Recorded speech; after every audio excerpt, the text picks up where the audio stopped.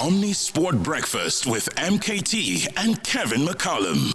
Joining us now, Jermaine Egesa, host of the Premier Football Show, in and amongst a host of other things that he does. He's a commentator. He's a man on the move in Uganda and across the African continent. And of course, Bafana Bafana came up against Uganda on Friday. 2-0 Bafana won there. Jermaine, that's not to rub it in. I'm just reporting the news as it happened. I see where you're going. Do you? Carry on. It's gentle, but it's subtle. You see where I'm going here. Listen, Uganda also through to AFCON 25, but they lost 2-0 at home to Bafana. Let's start off with, what's the temperature on the ground? What are the people feeling in Uganda after that result?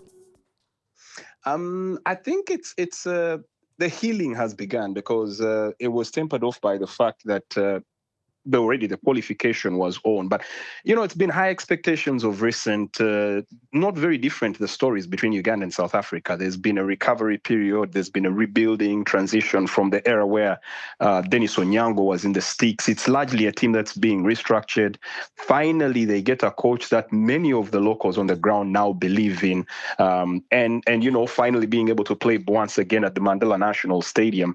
It felt like, the good times are back. This stung a bit, but the recovery has begun. It can only get better if they go ahead and get the victory in Congo. You spoke, and we'll come to that Congo fixture. You spoke about the similarities between South Africa and your coach that you've got.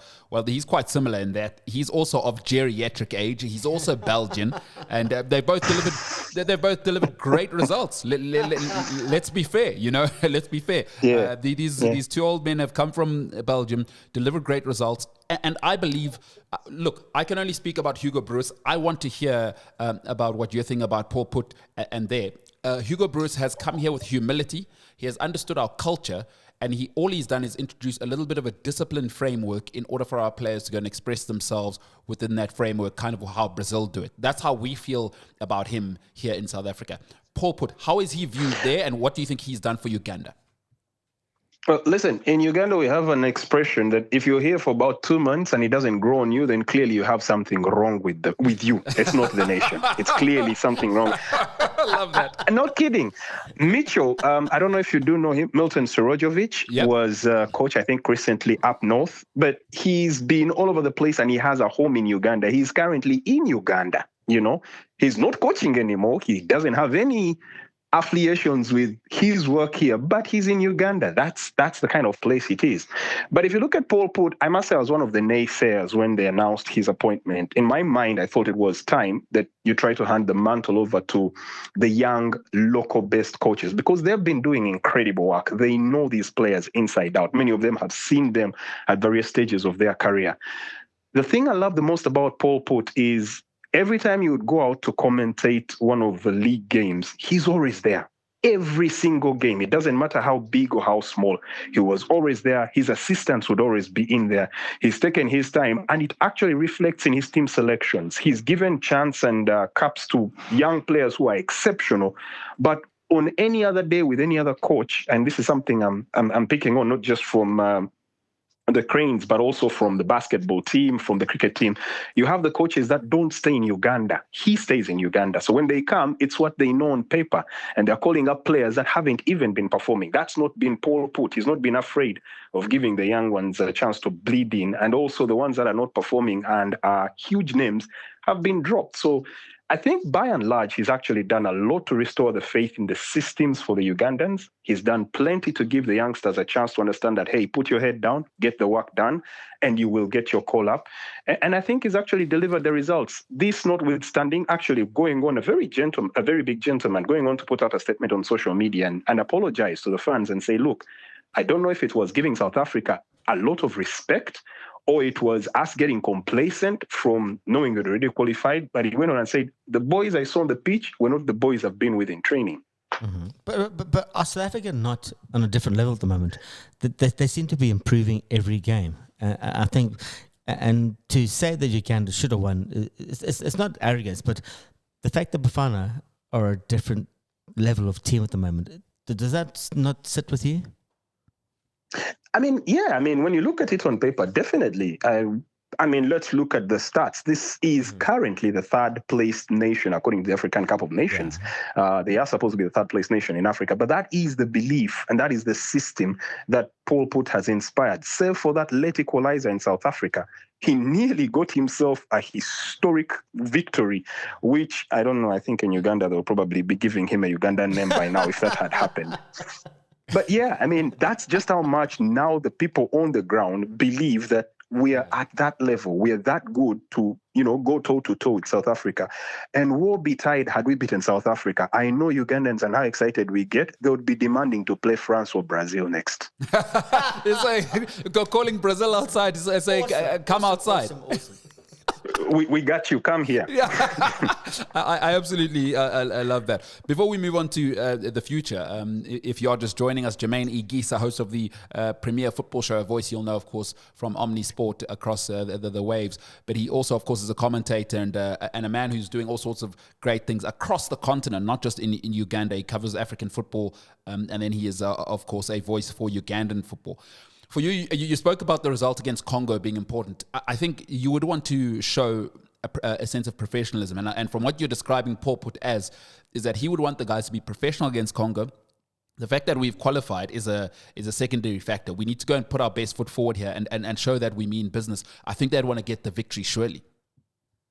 Yeah, definitely. And it even shows with the way he's carrying his trainings. I got a glimpse of the, what do they call it? The wear down, the training immediately after a match that he did go ahead and conduct. And you could see he's all up in business, having discussions with his captains, getting the skippers set up.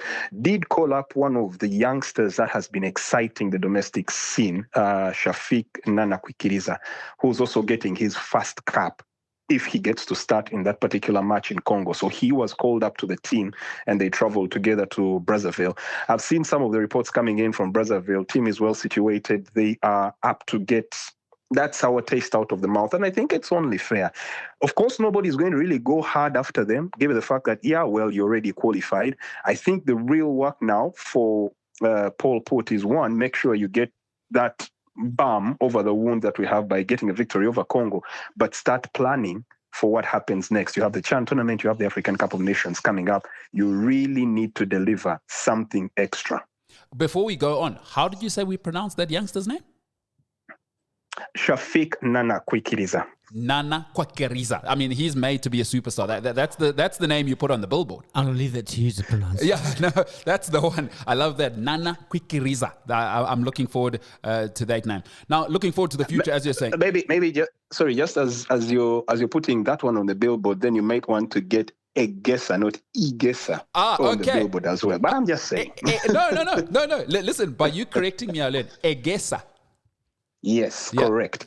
Nailed it on one. No, the thing is, you'll have to... It's not the first time he's been corrected. Yes. You'll have to forgive me for... Chisholm corrects him every week. For all of my sins of being anglicized down here in South Africa. We tend to live in our sort of USA style type of bubble. What indeed? What did you say? Hong. Yeah, there it is. Okay. All right, let's move on to the future. You said Chan's big, AFCON's big, AFCON 25. For the Cranes of Uganda, what would you say? Right? Chan is what it is, of course, but at AFCON in Morocco, what would you say would represent success for Ugandan fans? Simple. Get out of the group stages. It's never been done. It's not been done before in recent history. So for anybody who wants to say, I took it a step further, get out of the group stages. That's literally it. For the moment, the Ugandans will celebrate that for about a week and we may get a public holiday. I love that. That's what football can do. That is, I absolutely love that. You've mentioned one name which we should look out for. I'm going to look out for that name just because I just love the way it sounds. But for those who might not be in the know, we know Unyango, but who's the new up-and-comer that football viewers should be looking out for in the Ugandan side if we don't know football? At the moment, it's a lot of youngsters that are really getting in. Like I did say, it's a big transition coming on. So it's moments being picked out by particular players. One of those who I think has been very consistent is a lad that puts on shirt 7, Rogers Kasim Mato. I call him the dark horse. Well, not just because he's dark, but you always never seem to pay a lot of attention to him. And then he pops up in places and has incredible goals, a wide range of passing, and beautiful skills at finishing, lobs, shots, crackers from distance. I think he actually did stun you with one in South Africa. He was one of those on the score sheet. That is Rogers Kasimato. The other you could look out for is Alan Okello. Alan Okello is one of those lads who you never know what you're going to get. On his day, he can be absolutely unplayable, pulling the strings in that midfield. Then we have one final lad who I think I've been paying a lot of attention to, but because I've been following the local league, he's called Dennis Omedi. I am absolutely certain he's not going to be playing in the Ugandan league come next season. He's that good. He can score with both feet. He's a threat in the air. He's physically imposing. He's as fast and as sharp as they come. Real good lad. But all of these are basically lads that have barely achieved 15 caps on the national team. So very young, and you can imagine that's where the future lies. So it's exciting times. You don't really know where to look. You don't know who's going to pop up with the goods. We love to hear it. Jermaine, before I let you go, and stay with us because I want you to answer our question of the day for us. I think it's one that you will know, and one of my favorite athletes in the world. Where can people find you on social media? It's Jermaine Egesa. That's Jermaine _Egesa on X. I'm old school. I still prefer to call it Twitter. But yes, X. I have reeks of something of a broken relationship. Spell the surname for us, Jermaine. I beg your pardon? Spell the surname for us so that people know. Egesa is Egesa. All right. And people can find you. So it's Jermaine _Egesa. And that's where you can find this man who is doing incredible work across the African continent when it comes to football. Jermaine, what a treat to have you on, dude. What a treat to have you on. I must tell you something I envy East Africans for, other than your height, ability to run, but is you've got the coolest accents, I think, in South Africa. You guys, the Kenyans, I love it. You got that swag. It's really not fair that you get to be good athletes, tall. Most of you are good looking. Not everyone can be good looking, let's be honest. So I do envy you in that sense. However, I envy you the most because I'm a poor aging runner. And here is this question that I have. And if you don't know it, by the way, you may not be able to go outside in Uganda for the next year or two. Our question of the day, Jermaine, and I expect you to get this quicker in the middle of the question. Which Ugandan athlete holds the men's world record for the 5,000 and 10,000 Joshua meters? Cheptegei. There it is. He's the greatest of all time. No hesitation. There's no need. You're a genius. He's an icon. He's the greatest 5,000 and 10,000 meter runner of all time. Mo Farah, come outside if you want to argue about that. He's simply he's one of one. And Jermaine, quick story for you. I was in South Africa when he came and he ran the all-comers 10-kilometer record. I commentated on the finish line as he crossed in Durban a couple of years ago when he was young, 23. What a man, what an icon. I cannot tell you how much I love this guy. Quick word on Joshua Cheptegei. Simply phenomenal. He's down to earth. He's a very calm, collected person. I did commentate one of the races that we did have here. I think that was the National Cross Country Championship before we actually hosted the World Cross Country Championship. Now, that was the race where he went on and was badly dehydrated that he started running backwards. He was badly dehydrated and everybody thought he was done. For any other athlete, they could have probably quit at that time, but not Joshua. He kept going. He performed superbly. And now that probably we are on international platforms, I might want to raise my point once again. Uganda government, for crying out loud, get a statue of the man at Entebbe. He's the best thing we have going for us right now. You can hear me clapping in the background. Thank you. He's the greatest athlete. 5,000, 10,000. The race he just ran now at the Olympics, that 5,000 meters is out of this world. Excuse me, I think it was 10,000. What a race that was. In that 10,000, remember those top 12 guys all broke the old Olympic record. That's how quick that time that he ran was. Absolutely incredible. Josh Cheptegei. Jermaine Egesa. Egesa. Yeah. All right, there we go. Yeah. We got to get it right. Jermaine, appreciate you. You're a legend, man. Great. Hey, it's great to be great. Uganda, South Africa. We're at AFCON. It's nice to live on top. I fist bump to you, sir. Well, listen, I will get even with you when you come down here for Chan, and eventually, if I don't get you then I'll wait for you in 2027 when you come for the AFCON. I love to hear it. Appreciate your time, Jermaine. Ladies and gents, so that is it. Cheers. Cheers, big man. That's it for today's show. Join us tomorrow as we bring you the greatest from Africa and around the world. Coming up next, Anne Ashworth is around the corner. Listen live and on demand. Welcome to Omni Sport.